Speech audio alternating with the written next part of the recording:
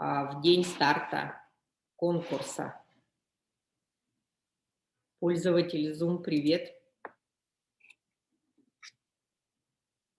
Видим, разные районы подключаются, это радует.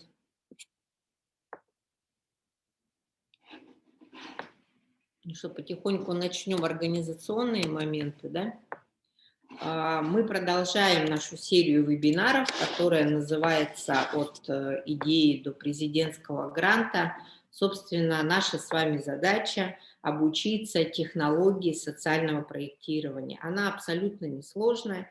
Если мы ее один раз с вами поймем и поймем правила игры и условия участия в конкурсах, то потом вот сами увидите, и ваши проекты, они будут как по накатанной, быть успешными, получать поддержку на разных уровнях. Поверьте, если мы с вами сейчас на федеральный уровень идем, то точно на региональном, муниципальном нам улыбнется удача, если мы будем готовы к федеральному, да, значению. Ну, значит, вот здесь написано все то, что написано. Если у вас есть какие-то проблемы, нужно переподключиться. Просим отключить все микрофоны. Добрый день. Если у нас будут какие-то шумы внешние, то нам придется принудительно отключить на время микрофоны. Будут ответы на вопросы обязательно. Работаем мы с вами в течение часа, но я думаю, что 40 минут на презентацию, остальное на ваши вопросы, ответы постараемся, значит, ответить. Значит, еще раз прошу, да, видим ссылку кому нужно. Вот, во-первых, если вы зарегистрируетесь на нашем портале, вы найдете всю серию наших обучений. Если вы подпишетесь на наш YouTube-канал, то даже ничего не надо отправлять. Вы просто подписываетесь, заходите в единый ресурсный центр, и сразу выходим мы, вы подписываетесь, и вы будете постоянным пользователем. Все вебинары у нас открыты, в доступе находятся. И также у нас появился Инстаграм, но сейчас для того, чтобы сформировать базу данных и понять, кто у нас сегодня присутствовал, мы очень просим написать в чате фамилия, имя, отчество, какую организацию вы представляете, вашу электронную почту и телефон. Но если уж вам так отдельно нужна ссылка, мы постараемся и сделаем. Но мне кажется, лучше не тратить время, а зарегистрироваться на порталах и на нашем YouTube-канале. Следующий слайд. Добрый день всем, кто подключился. Давайте еще раз с вами про дедлайн все-таки. Я думаю, что всех, кто сейчас у нас на нашей площадке Zoom, точно интересует конкурс Фонда президентских грантов. И этот конкурс до 15 марта, и мы, коллеги, с вами должны привыкнуть, что так будет всегда, с 1 февраля по 15 марта, каждый год. По московскому времени, значит, до 23-30 часов, то есть у нас это 5:30 утра, но не советую запрыгивать в последний вагон. В 5 утра может все что угодно случиться со связью. Один раз было, я помню такое, когда зависла полностью, завис портал президентскиегранты.рф, и такое было. Поэтому лучше заранее подстраховаться, все проверить, отправить заявку, поставить подпись, печать и отправить, да, ваш проект. И до 5 марта рекомендуемая дата подачи. Смотрите, у нас сегодня какое число на дворе? 11.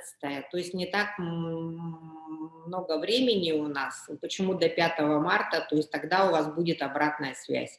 Если вы что-то, вы не прикрепили устав или что-то не так с вашей заявкой, вам придет ответ от Фонда президентских грантов, что коллеги просим, значит, исправить и направить. А после 5 марта никакой обратной связи. Дальше. Значит, у нас сегодня по такому плану мы пойдем. Я начинаю вводную сегодняшнего вебинара. Дальше я предоставлю слово коллеге Дмитрию Куприянову. Он будет говорить сегодня именно о работе над ошибками, о тех критериях, которые, по которым эксперты оценивают, значит, к чему нам надо готовиться. Давайте мы с вами все-таки вспомним, что такое социальный проект. Еще раз. Это не одно мероприятие. Вот сейчас у нас очень много консультаций онлайн и офлайн. И, пожалуйста, записывайтесь на консультацию тоже через наш портал, и вы получите эту консультацию обязательно. И мы видим, что иногда один фестиваль направляют, одну акцию, но все-таки социальный проект – это комплекс действий и комплекс мероприятий, которые направлены на достижение конкретной цели, на получение заранее запланированных результатов для изменения существующей социальной проблемы. У кого-то она экологическая проблема, кто-то улучшает качество жизни, кто-то действительно спасает тех, кого нужно спасать. И проект, он всегда ограничен ресурсами, и мы с вами идем за ресурсами в фонд президентских грантов. Он всегда ограничен временем, он всегда ограничен территорией и командой проекта. Следующий слайд. Я вкратце повторю то, что говорила 1 февраля. Да? Какие у нас типичные ошибки? Вот если вы зарегистрированная некоммерческая организация, еще раз, в конкурсе могут принимать участие только те некоммерческие организации, которые являются неправительственными. То есть их учредителями не должны являться органы власти, да, государственные или муниципальные. Школы государственные, автономные, бюджетные, муниципальные не могут учреждения участвовать в этом конкурсе. Возьмите, пожалуйста, на заметку. Обидно будет, если вы будете сейчас зря свои усилия делать. Есть другие конкурсы для таких учреждений. И вот у всех практически НКО, ну кроме новеньких, есть свои проекты. Посмотрите, хорошо ли вы изучили проблему целевых групп. Умеете ли вы сформулировать, обосновать проблему? Это будет 7-й пункт в заявке. Он очень важный, на него эксперт сразу обратит внимание. Есть такой закон в проектировании. Нет проблемы, нет проекта. Да? И если у нас проблема, например, в нашем наследии бродячие собаки, и люди страдают от угрозы, значит, бродячих собак, то мы должны с вами ее сформулировать, обосновать. Должна быть небольшая статистика, небольшое хотя бы анкетирование, ссылку на СМИ, государственное, муниципальное желательно. И если есть какое-то исследование, то было бы здорово это прикрепить. Бывает, что неправильно выбирают целевую аудиторию проекта. То есть у нас в уставе записано, что мы с вами работаем с детьми-сиротами и с детьми, оставшимися без попечения родителями, и с людьми в трудной жизненной ситуации. Но вдруг мы с вами пускаемся, например, на проект, где мы начинаем заниматься, ну, так скажем, одиноко проживающими престарелыми гражданами или людьми осужденными, да, или людьми, которые страдают от различных зависимостей. Вот здесь нужно очень внимательно. Откройте свой устав. Прежде чем вы определитесь с направлением конкурса, вы должны посмотреть, занимаетесь ли вы вообще этим. Из-за пропуска этапа исследования обоснования проблемы целевой группы не могут правильно поставить цель наши коллеги и задачи проекта. Вот самое главное, на мой взгляд, это актуальность, 7-й пункт, цель, задачи, целевые группы, результаты проекта. Вот эти 5 пунктов вы сформулируете для себя, это все в первом блоке, когда вы зарегистрируетесь. Все, у вас проект практически готов. Значит, вы понимаете логику, вы поставили проблему, вы поставили перед собой цель, как ее решить, вы определили задачи, и чтобы эти задачи решить, вы ряд мероприятий в календарном плане расписали, для этого вам нужен бюджет, и вы достигнете каких-то качественных, количественных результатов. Логика, в принципе, я считаю, несложная. Дальше, иногда мы не понимаем, как измерить результаты проекта, особенно качественно. И начинается, вот будет у вас слайд про Брюс Уиллис, да, мы спасли все человечество. мы спасли всю планету. Или мы, значит, жизнь стала краше. Но кому стало краше? Кому стало лучше? Именно той целевой группе, допустим, дети в семьях социально опасных получили такую услугу, да, они участвовали в ряде таких мероприятий, что у них действительно есть новые компетенции по социализации, социальной адаптации, там, профориентации. Вот что-то типа этого. Но качественный очень сложно. И рассчитать иногда, я говорю всегда, в социальных проектах иногда получается результат, он отложен. Мы не знаем, сколько излечится у нас за 1,5 года значит, зависимости. Мы не можем сказать, что из 100 женщин у нас точно 60 излечится. Это очень сложно. Поэтому мы можем только в своих целях и задачах мы пишем, что мы за 1,5 года в условиях проекта можем только содействовать, да, решению этой проблемы, содействовать выходу из трудной жизненной ситуации и способствовать улучшению жизни той или иной целевой группы. И масштаб.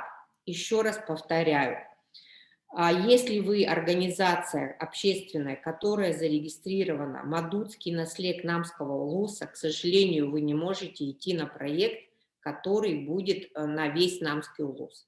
Вы не можете писать проект, который будет на всю республику Саха-Якутия. Следующий слайд. И раз мы сегодня говорим про ошибки, да, давайте про ошибки. На следующей неделе мы прямо будем построение. Начнем прямо по заполнению всех, абсолютно всех блоков. И пойдем вот так вот каждую неделю по несколько блоков. Все-таки сейчас больше ориентир на тех, кто уже подавал, у кого небольшие баллы, и Дмитрий конкретно будет говорить, почему такой или иной балл, значит, и вы не прошли, чего вам не хватило. Вот поэтому сегодня работа над ошибками. Но я думаю, всем это будет полезно узнать. Значит, типичные ошибки в заполнении заявок. В качестве проблемы, видите, как много про проблемы, приводится только собственное мнение. Я решил, Иван Иванович Иванов решил, что нам не хватает того-то, того-то, поэтому я пишу этот проект. Но нужно это подкрепить доказательствами.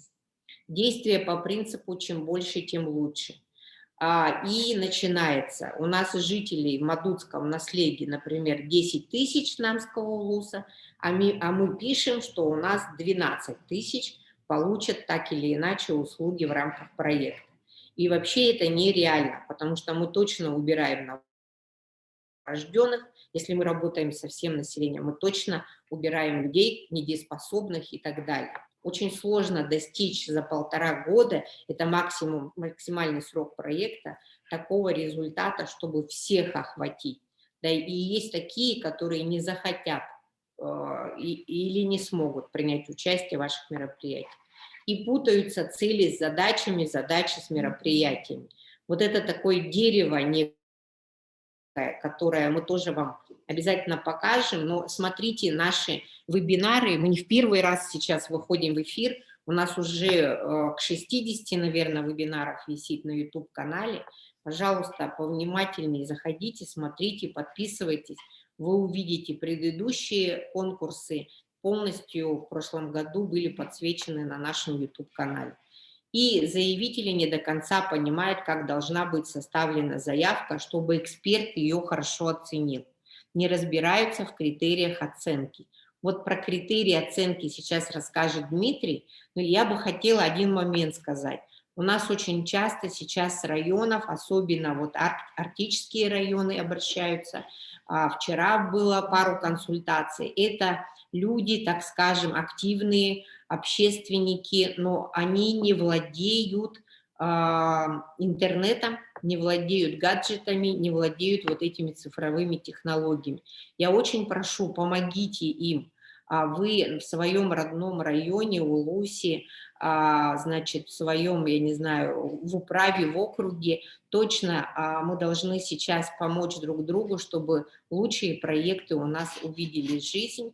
И не всегда мы не можем сказать, что проект, если не может пользователь у нас внести в так скажем, на портал, что этот проект не должен жить. Давайте мы поможем нашим уважаемым уже, так скажем, с возрастом, да, и со стажем некоммерческим общественным организациям. Я с удовольствием передаю слово Дмитрию. Когда будут вопросы, вы можете их в чат писать, и когда в самом конце, когда будете задавать, я тоже подключусь с удовольствием. Успехов!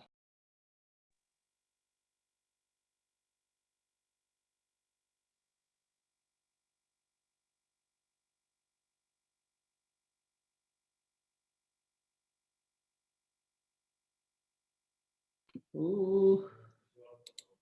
Так, сейчас. Иди с моего. Давайте с вашего. Ты запустишь тогда? Я сейчас проверял.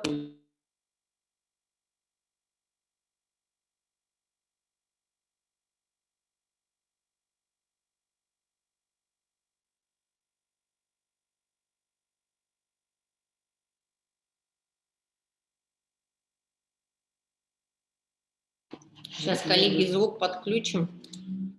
Раз.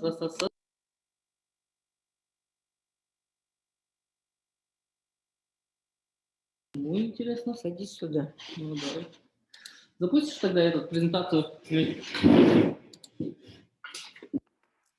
Запустили уже. Так, ладно.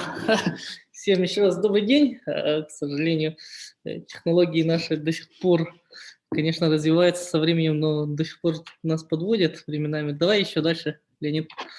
Вот, Ольга Анатольевна уже ввела вас в курс общего ситуации. Я постараюсь сейчас максимально подробно все эти моменты конкретизировать, чтобы у вас потом не было вопросов или недопониманий. Леонид, пройдемте дальше чуть. Ага, еще дальше.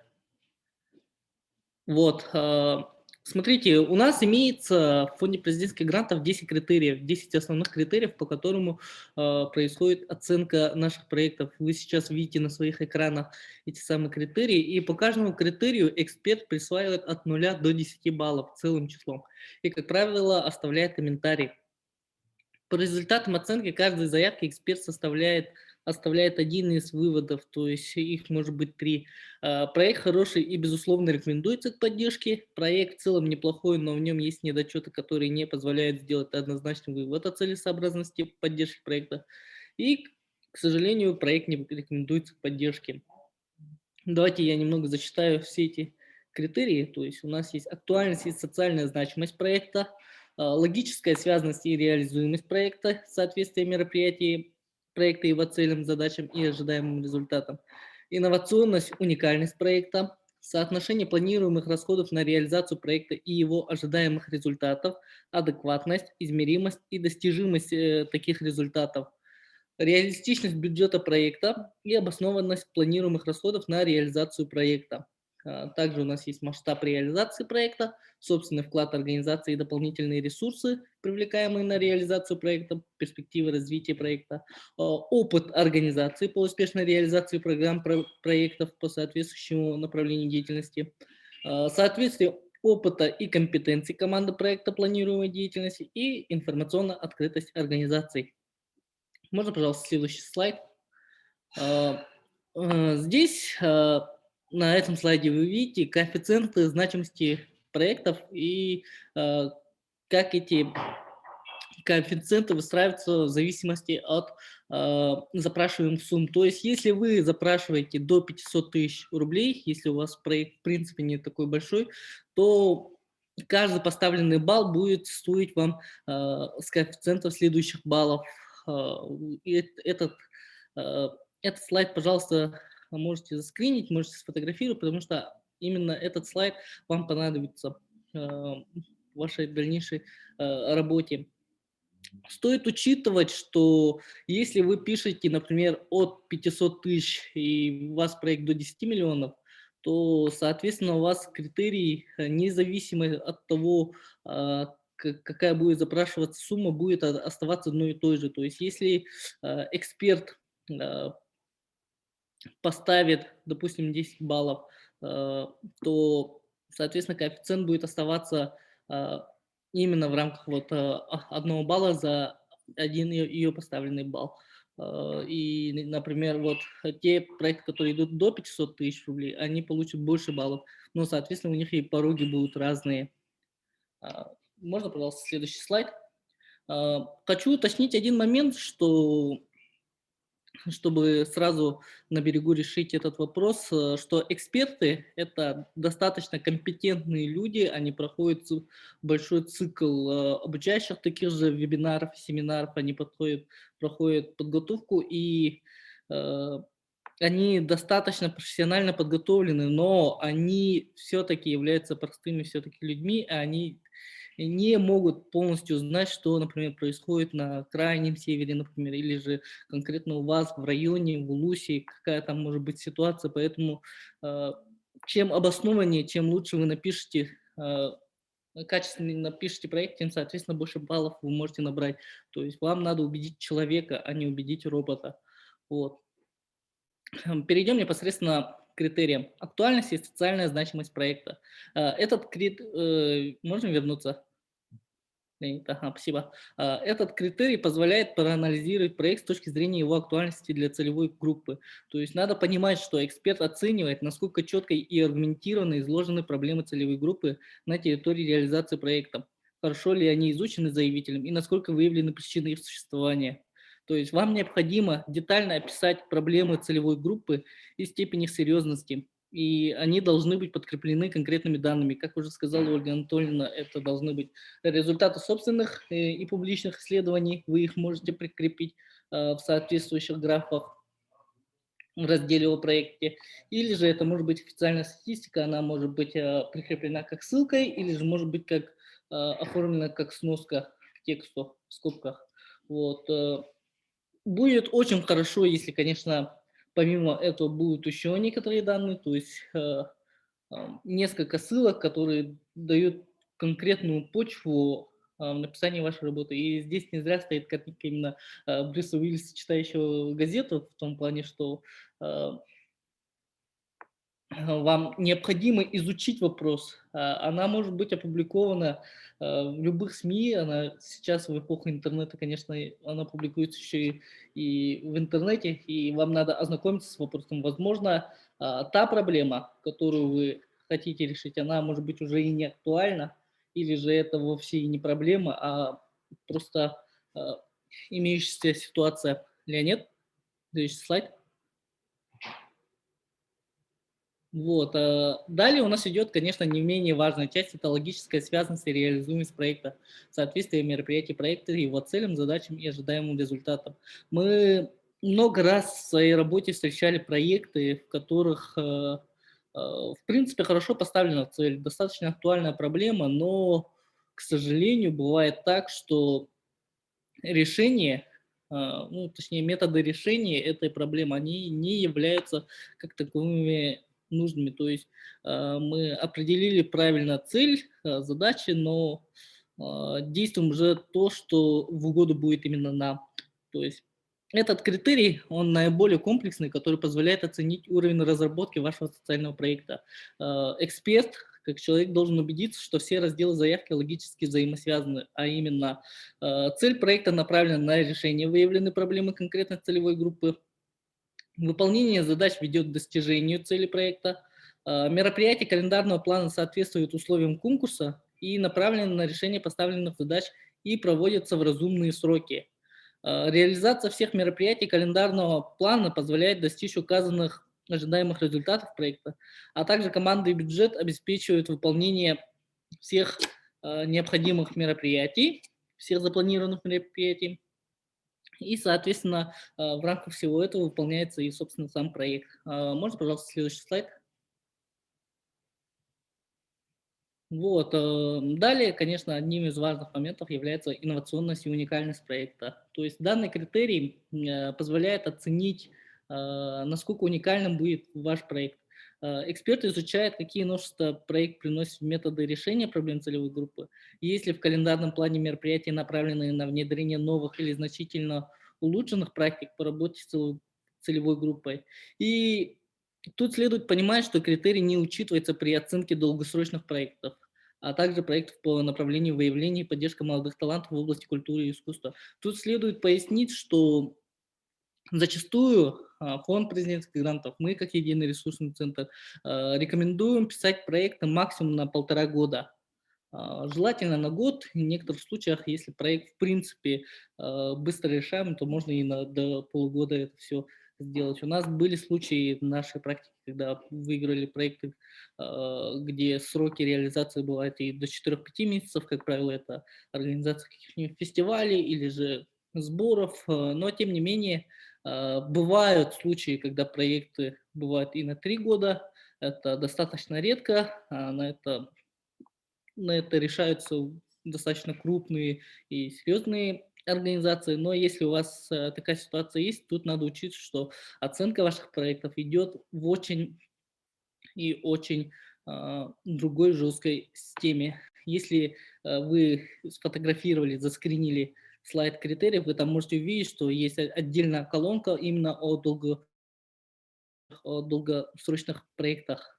Вот. И, соответственно, вот по направлению выявления и поддержки молодых талантов в области культуры и искусства стоит понимать, что э, это направление работает на воспитании именно долгоиграющих результатов. То есть результат будет показан уже потом, а работа будет проводиться сейчас. Можно, пожалуйста, следующий слайд? Мгм. Так, одним из важных пунктов является, конечно же, соотношение планируемых расходов на реализацию проекта и его ожидаемых результатов, адекватность, измеримость и достижимость таких результатов. То есть этот критерий позволяет нам рассмотреть проект с точки зрения ее результативности. Она показывает, насколько обоснована запрашиваемая сумма гранта, исходя из масштаба проекта и количества представителей целевой группы, которые получат положительный эффект от реализации проекта. Мы будем несколько раз сейчас за этот вебинар разговаривать о том, что такое бюджет, и будем несколько раз затрагивать бюджет. Я хочу сейчас уже на берегу определить, что многие проекты пишутся, к сожалению, от бюджета, а не от цели проекта. То есть зачастую бывает так, что пишут, нам нужен, допустим, парк, и потом уже говорят, от стоимости парка пишут сам проект, что она направлена на решение воспитательных функций, там, патриотическое воспитание молодежи, сохранение культурного наследия и так далее и тому подобное. И в данном случае это будет уже не про цель, не про проблему, а уже чисто проект про деньги. Поэтому стоит понимать, что экспертно важно увидеть, что в заявке четко изложены ожидаемые результаты проекта, что они измеримы, соразмерны общей сумме предполагаемых расходов, а также будут достигнуты в результате реализации всех мероприятий календарного плана. Бывает так, что люди организуют фестиваль, но деньги закладывают на то, чтобы э, снять себе где-нибудь домик. Это в принципе допускается э, ну, требованиям проекта, но, к сожалению, они не являются логически связанными. То есть, если вы проводите фестиваль и вам нужен где-то дом, то это уже не логические расходования ваших выделяемых бюджетных средств. Поэтому на этот момент стоит тоже очень серьезно подумать. Леонид, можно, пожалуйста, следующий слайд? Вот. Реалистичность бюджета проекта и обоснованность планируемых расходов на реализацию проекта. Вот сейчас мы будем говорить с вами чисто о бюджете, потому что этот момент является очень важным и очень основательным. Вообще можно было бы провести целый отдельный вебинар именно о бюджете проекта. Скорее всего, у нас в планах это все и будет. Так что подписывайтесь еще раз и следите за нашими анонсами. Так вот, этот критерий позволяет нам проанализировать уровень подготовки бюджета проекта, то есть соответствие планируемых расходов деятельности по проекту, а также их разумность и эффективность, о котором я уже ранее говорил. Эксперт должен убедиться, что в бюджете проекта предусмотрено финансовое обеспечение всех мероприятий проекта и отсутствуют расходы, которые не связаны с мероприятиями проекта, а также недопустимые и нежелательные расходы, о которых я уже говорил. Важно, чтобы все планируемые затраты были реалистичными и обоснованы четкими и детальными расчетами. К нам поступает очень много вопросов о том, как правильно сформировать бюджет. Это, да, достаточно сложный, важный вопрос. Тут мы от себя лично рекомендуем комментариях бюджета обязательно прикреплять ссылки, обязательно прописывать, как будут использоваться вот эти вот самые предметы. Допустим, покупаем ноутбук, приобретаем ноутбук, вот, пишем модель примерно, которую мы будем брать, исходя от запрашиваемой суммы находим этот самый ноутбук в магазинах. Это могут быть интернет-магазины, например, тот же NVIDIA, DNS, с кем вам комфортнее работать. Мы лично как единый ресурсный центр активно взаимодействуем с DNS, потому что комфортнее. Вот, и прикрепляем ссылку от DNS на конкретную модель и прописываем вот, ноутбук такой-то будет использоваться для ведения консультационных работ или же для подготовки открытого пространства для использования нашей целевой группы, например. Можно дальше? Стоит понимать, что в случае, если в бюджете проекта есть недопустимые расходы, и организация запрашивает на эти расходы менее 10% суммы всего запрашиваемого денег гранта и вообще имеющейся суммы гранта, то есть и вашего софинансирования, эксперт оценивает, возможно ли успешно реализовать проект и достичь запланированных результатов без обеспечения этих расходов. Вот. И в комментариях по такой заявке эксперт указывает, что эти расходы необходимо исключить из бюджета проекта. В случае, если в бюджете проекта много необоснованных расходов или расходы явно завышены по отношению к ожидаемым результатам проекта, эксперт рекомендует отказать проекту в грантовой поддержке вместо того, чтобы рекомендовать сократить запрашиваемую сумму гранта. Поэтому стоит быть очень аккуратными в своих запросах. И стоит понимать, что такие комментарии зачастую у многих не бывает таких комментариев, если у вас появились определенного рода вопросы, потому что мы сейчас будем отсылаться обратно к рекомендуемой дате, именно 5 марта. То есть если вы подали проект до 5 марта, у вас эти комментарии будут, потому что эксперты успеют качественно оценить. После 5 марта эксперты уже, к сожалению, не оценивают ваши проекты, просто ставят конечные результаты. Поэтому мы рекомендуем еще раз направлять ваши проекты до 5 марта. Можно, пожалуйста, следующий слайд? Вот. Если эксперт решает дать рекомендацию уменьшить запрашиваемую сумму гранта, он или указывает об этом в общем комментарии по заявке. При этом вначале эксперт оценивает, насколько это может повлиять на ход реализации запланированных мероприятий по проекту и на достижение ожидаемых результатов проекта. И чтобы получить максимальный балл по этому критерию, формируйте бюджет после того, как спланируете мероприятие проекта, а не наоборот. Так бюджет получится более честным и более реалистичным. Конечно, мы не отрицаем того, что вы все эксперты в ваших вопросах, именно в вопросах, по которым вы работаете, но, к сожалению, надо этот экспертный опыт доказывать тем экспертам, которые будут оценивать ваш проект. Экспертов очень много, эксперты очень разные, кому попадет этот ваш проект на оценку, это уже зависит только от случая. Можно, пожалуйста, следующий слайд? Вот. Масштаб реализации проекта. Уже об этом ранее несколько раз вспоминали. Стоит понять, что этот критерий позволяет оценить, насколько оправдан заявленный территориальный охват проекта. Она очень тесно связана и с бюджетом, и с географией, и с вашей уставной деятельностью. То есть стоит понимать, соответствует ли охват реальным возможностям организации заявителя, соотносится ли заявленный охват с теми проблемами, на решение которых направлен этот самый проект, на все ли заявленные территории запланированы мероприятия в календарном плане, и может ли организация подтвердить заявленный охват собственным опытом или письмами поддержки от партнеров. Вот. Стоит понимать также и учитывать, что проекты, на которые запрашивают до 500 тысяч рублей, по данному критерию оценка не ведется, потому что, как правило, это всегда не такие масштабные проекты. Вот. Тут надо уточнить момент, что Ольга Анатольевна ранее вам говорила о том, что у вас должен подходить устав под это дело. То есть если вы являетесь чисто организацией по городу Якутску, то, соответственно, дальше города Якутска вы, к сожалению, не можете выходить за пределы этой рамки. И, соответственно, если вы представляете маленький поселок, то проект должен быть именно этого поселка. Тут также написано о писем поддержки от партнеров. Это могут быть как раз-таки Настлига и районы, в нашем случае районы республики. И если, например, вы охватываете 17 районов республики, то, соответственно, вам нужны письма поддержки от этих самых 17 районов республики о том, что они как минимум уведомлены о том, что вы собираетесь реализовать этот проект, что они вам помогут в ходе э, реализации этого самого проекта и по возможности окажут вам э, возможную поддержку, которую вы у них запросите.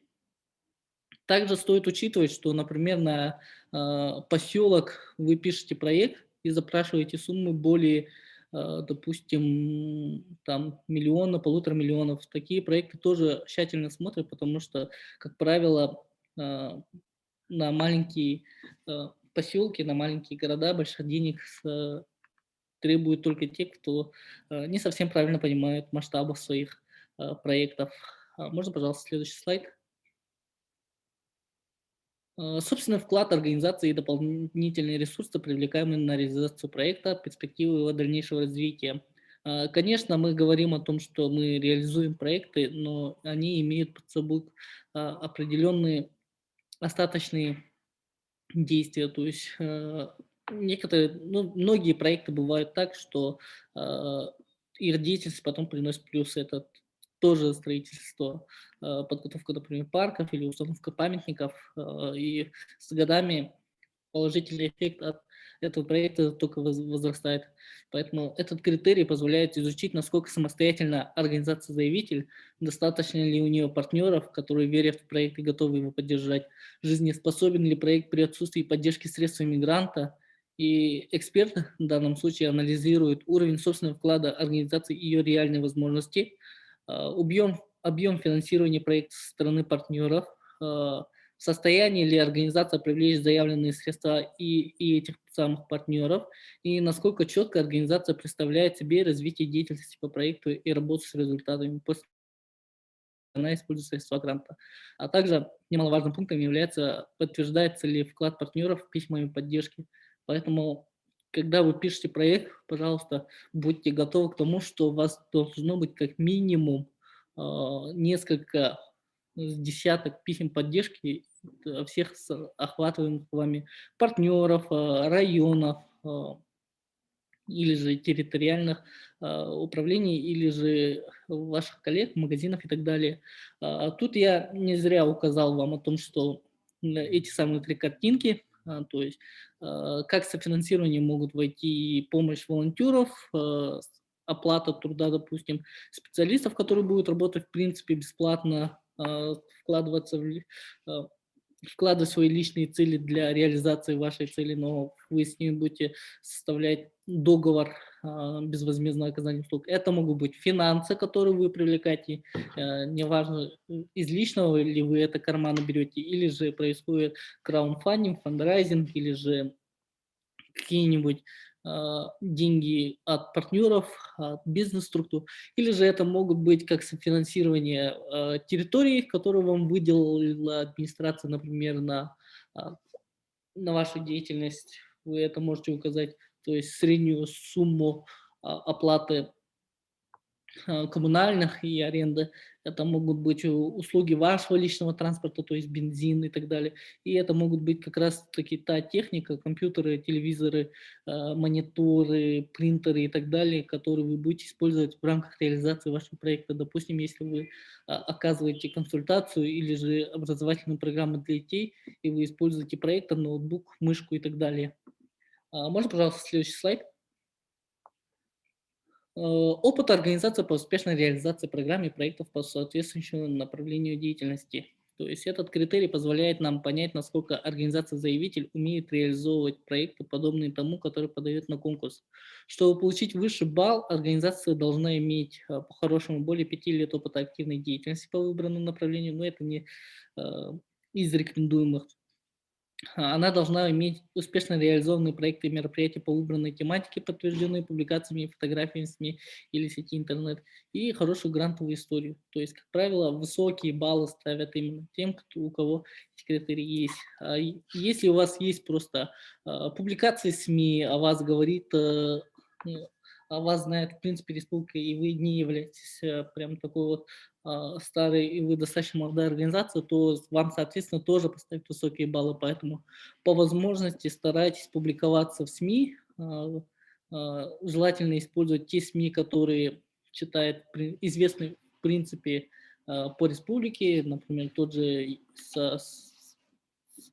СХД, Якутия Инфо, ЕКТРУ, например, те, которые у нас достаточно на слуху у всего населения. И также можете подключить к этому делу публикации, например, органов государственной власти, которые тоже имеют достаточно широкий выход на аудиторию.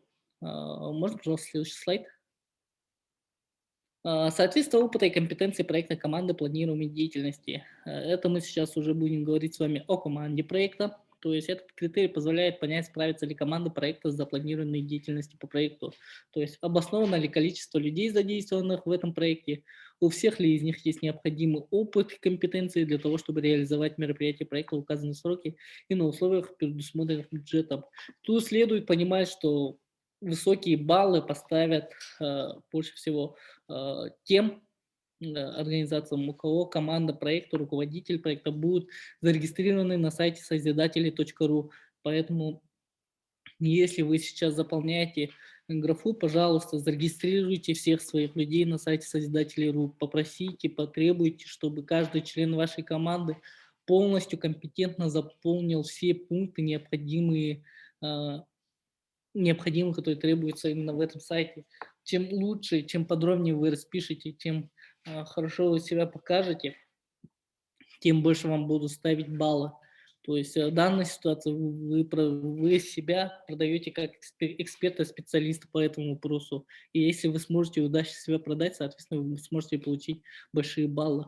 Очень много раз мы встречали ситуации, когда проекты не добирали по баллу, по 1,5 балла, только потому что заполнение пунктов команда проекта, руководитель проекта были забиты вручную именно на сайте фонда президентских грантов. Из-за этого эксперты ставят не самые высокие баллы. Конечно, компетентность есть, они это смотрят, но это одна из таких вот интересных условий данного конкурса. Можно, пожалуйста, следующий слайд?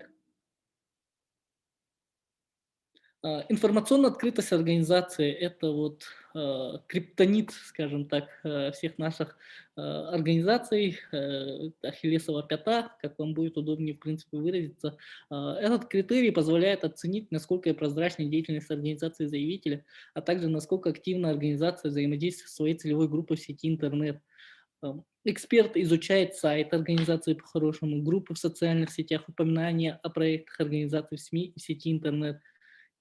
И большую роль в определении степени прозрачности играют отчеты, которые вы публикуете о своей деятельности организации, в особенности о проектах, реализованных на средства грантов и субсидий, а также наличие информации о составе органов управления организацией. И поэтому мы рекомендуем вам по возможности создавать свои сайты, благо существует множество хороших таких вот порталов, где можно бесплатно, в принципе, создать свой сайт. Это программы Wix и так далее. Также в разделе организации, в разделе проекта оставляйте ссылки на свои социальные сети, ВКонтакте, Facebook. Эксперты, в принципе, просматривают каждый из них. Оставляйте ссылки на все СМИ и публикации, и также активно публикуйте СМИ, газетные вырезки. Да. Все это надо по возможности указывать, потому что это покажет о том, насколько вы открыты с обществом и, соответственно, насколько прозрачно идет использование грантовых средств. Все-таки грантовый конкурс – это в первую очередь все-таки разговор про то, что выделяются деньги, и, соответственно, деньги любят счет, деньги любят конкретику, и качественное решение социальные проблемы, которые вы пытаетесь решить, так или иначе зависит и от денег. Можно, пожалуйста, следующий слайд? Вот, собственно, мы прошлись по всем основным пунктам. В дальнейшем мы также будем много раз возвращаться на эти самые критерии, будем рассказывать уже более конкретно и о тех фишках, о всех секретах. Вот. Сейчас на своих экранах вы видите наш портал ercportal.ru. Мы убедительно советуем вам, рекомендуем, чтобы вы зарегистрировались там, опубликовали свои проекты, потому что здесь вы сможете получить множество полезных для себя плюсов, баллов, и в конечном итоге о вашем проекте будут знать люди, а это уже есть достаточно хороший плюс и бонус, да, также для бальной системы. Можно, пожалуйста, дальше пойти? Вот. Также еще раз оповещаем вам о том, что у нас имеются наши Инстаграм-каналы, у нас есть YouTube-канал Единого ресурсного центра. Мы просим вас там зарегистрироваться, потому что там публикуется актуальная информация о всех конкурсах, которые идут. У нас конкурсы не ограничиваются, конечно, только фондом президентских грантов или грантами главы Илдархана Республики Саха-Якутия. У нас существует очень много других грантовых конкурсов по России, и там активно публикуется вся эта информация, поэтому следите за новостями, участвуйте в конкурсах и побеждайте. Можно, пожалуйста, следующий слайд пойти? Вот, и сейчас, собственно, мы готовы ответить на ваши вопросы. Я сейчас передам бразды правления Ольге Анатольевне.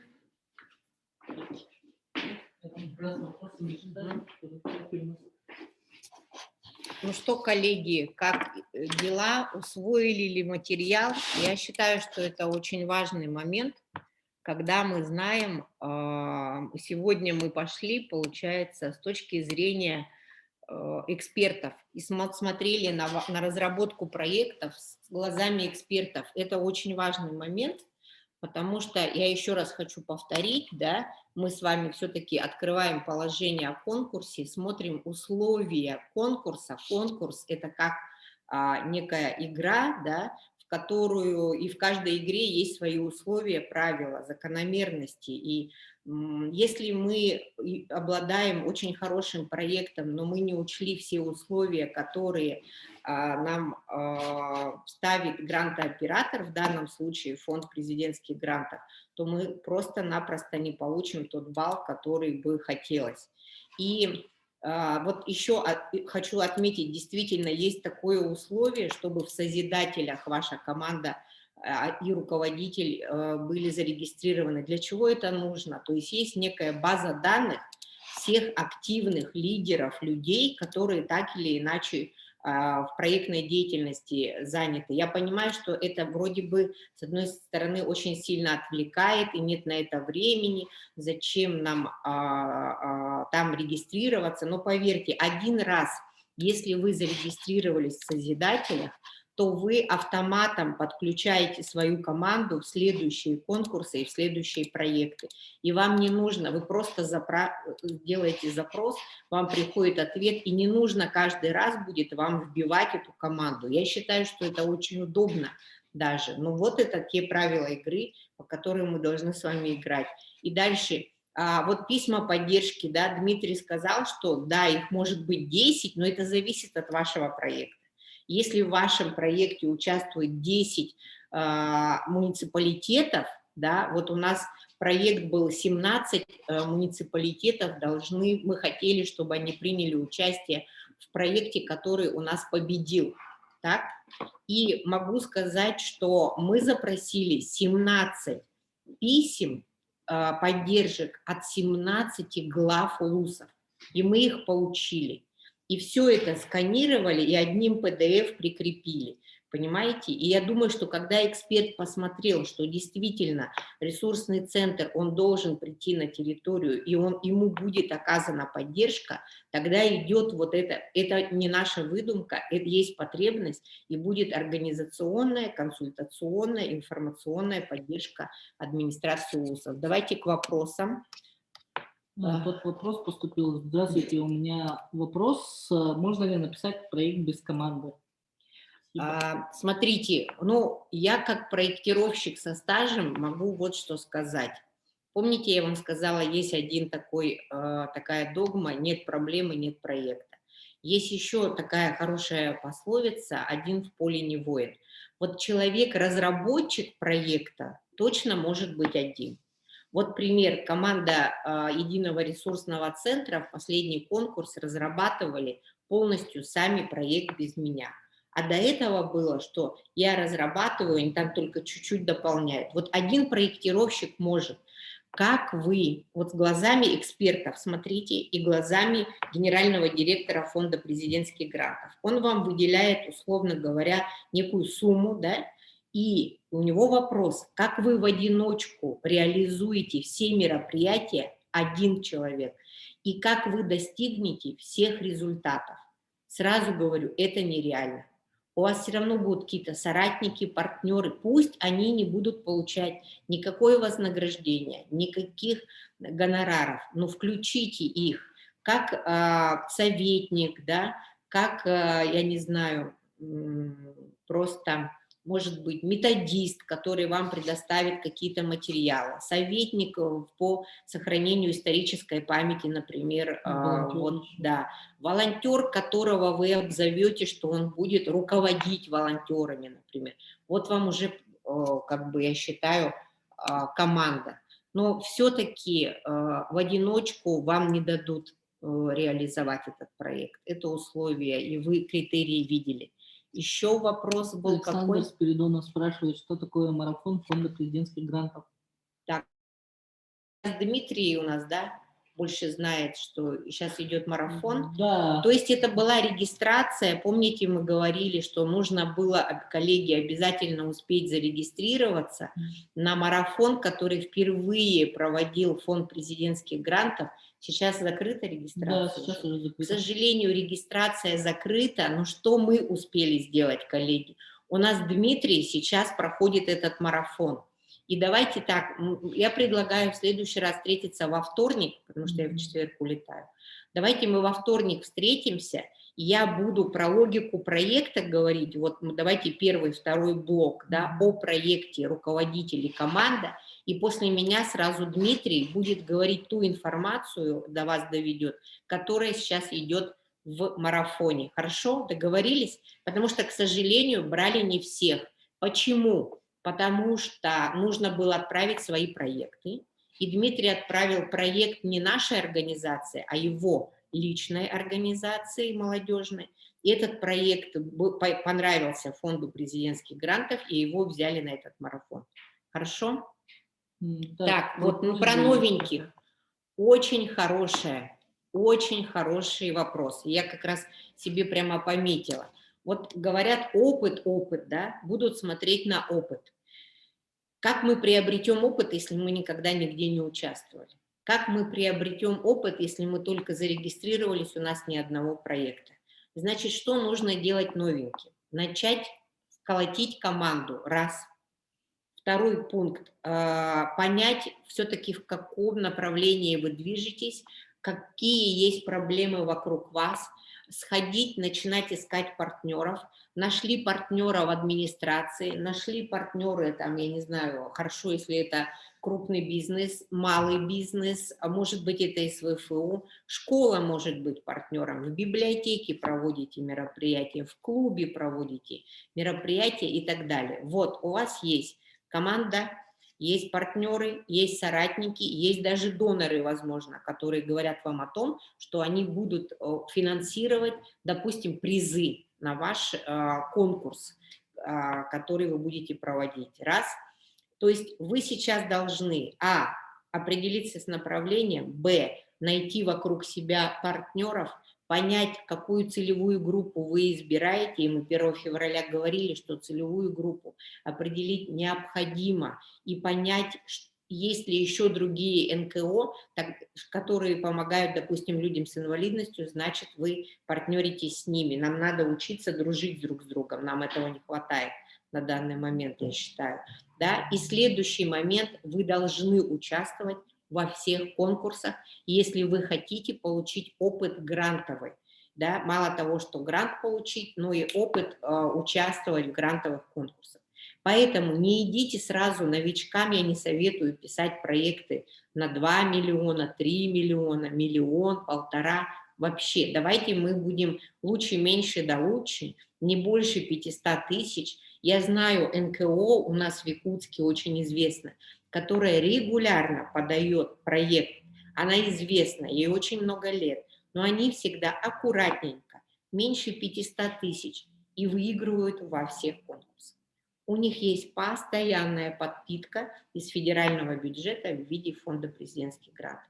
Поэтому лучше маленькими шагами, понемногу, по чуть-чуть. Вы можете онлайн записаться еще, кроме того, на консультацию.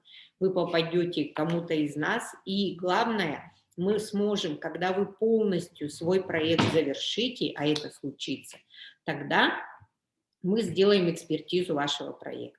Либо вы PDF нам отправите, либо, если доверяете логин, пароль, но редко мы офлайн принимаем, но по записи, коллеги, чтобы не было скопления людей. Да? Позавчера глава нашей республики сказал о том, чтобы никаких скоплений, никаких вот этих офлайн мероприятий мы пока что не проводим, поэтому мы с вами вот сейчас в эфире. Может ли негативно отразиться на участие, наличие невыигрышных грантов прошлых лет? Нет. Знаете, что негативно может отразиться? И такие случаи есть. И любопытно, что, а может быть это закономерно, фонд президентских грантов лично мне кураторы звонили 3 раза. У меня было 3 звонка от них о том, что не сдана отчетность. В течение полугода один коллега наш не сдал отчет. И был момент, когда остаток был грантов после реализации, и он не был, его не вернули. Но там вмешалась пандемия, и наш коллега, представитель НКО, находился в наследии. Чтобы ему этот платеж сделать, ему нужно было выехать в районный центр, но Сбербанк был закрыт. Вот из-за этого. Понимаете? Поэтому участвуйте, никто вас не будет сталкивать с тротуара, если вы не выиграли. Но есть банк данных у фонда президентских грантов, у грантов главы Министерства по делам молодежи, так скажем, должники, которые не выполнили свои обязательства в рамках договора об использовании грантов и субсидий. Так, наличие ЭЦП обязательно. Ну, смотрите, когда вы подаете проект на конкурс, не обязательно. Вы подаете проект одним кликом в PDF, прикрепляя только устав, никаких справок не надо, что хорошо, но все-таки проверьте, есть ли у вас задолженность или нет, потому что когда в случае выигрыша вас будет проверять уже Сбербанк и фонд президентских грантов, а вот когда вы выиграете, нужно будет такой токен заиметь Сбербанк Бизнес Онлайн, открыть спецсчет, и это называется услуга e-инвойсинг, но она фактически является как ЭЦП для подписания отчетов, для подписания платежных поручений.